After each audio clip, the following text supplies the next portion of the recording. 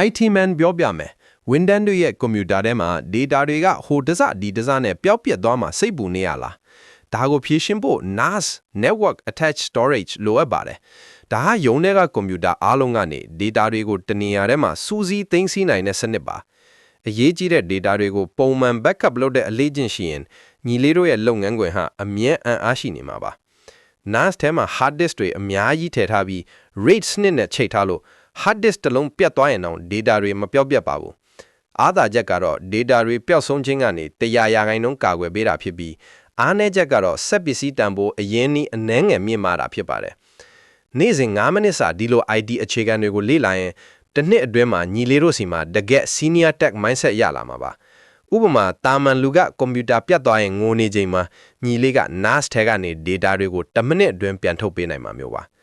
နေ့စဉ်9မိနစ်စာဒီလို ID အခြေခံတွေကိုလေ့လာပြီး Senior ID Brother ဖြစ်ဖို့ follow လုပ်ထားပါ